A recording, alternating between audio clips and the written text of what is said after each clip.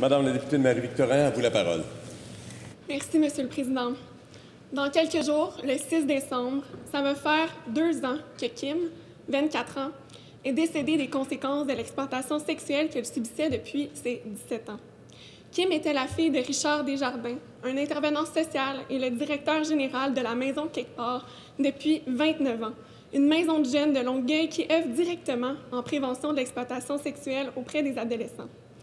S'il faut une preuve que l'exploitation sexuelle peut toucher n'importe qui, n'importe quelle famille, en voici une.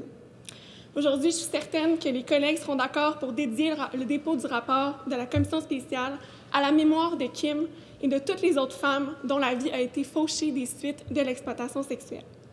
Chaque année, à Longueuil, ce sont en moyenne 125 adolescentes qui sont recrutées par des proxénètes et des gangs de rue à des fins d'exploitation sexuelle. 125 chaque année, juste à Longueuil. Le nerf de la guerre, on l'a vu tout au long de la commission, c'est le financement des initiatives de prévention. Je cite justement le travail de la Maison de Quelque part et du programme En Marche 12-17, que je connais bien et qui vient d'ailleurs tout juste de lancer des capsules de sensibilisation qui seront diffusées dans les écoles du Centre de services scolaires Marie-Victorin. Je vous invite tous à aller voir l'extraordinaire travail qui a été réalisé. Il faut leur donner les moyens de se multiplier. Ceci dit, l'aspect fondamental de la lutte, c'est qu'il va continuer à avoir de l'offre tant qu'il y aura de la demande.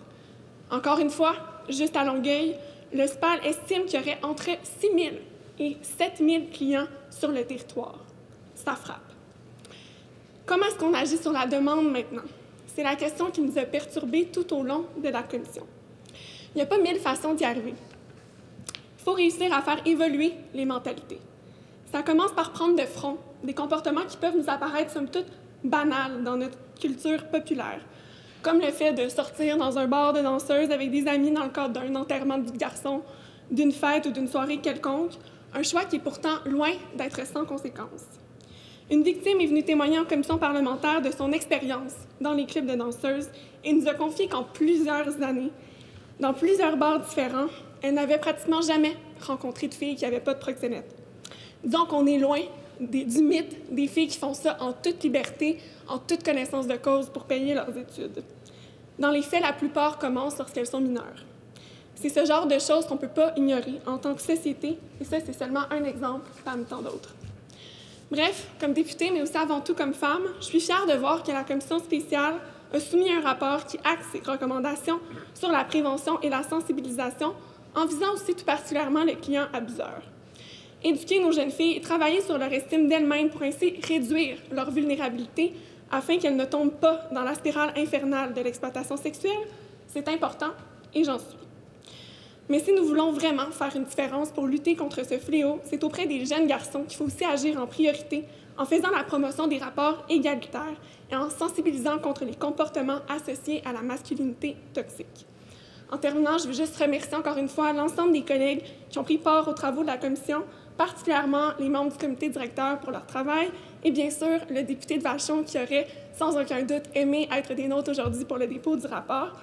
Je veux également souligner l'excellent travail du personnel de l'Assemblée nationale qui nous assiste dans ce genre de démarche-là et qui font vraiment un travail exceptionnel. Puis finalement, je veux souligner que cet exercice de collaboration a vraiment été l'exercice de collaboration fait non partisan le plus enrichissant auquel il m'a été donné de participer. Puis je pense que la population gagnerait à nous voir adopter ce mode de travail de façon beaucoup plus systématique en mettant l'accent sur le bien commun au-delà de nos différences. Merci, M. le Président.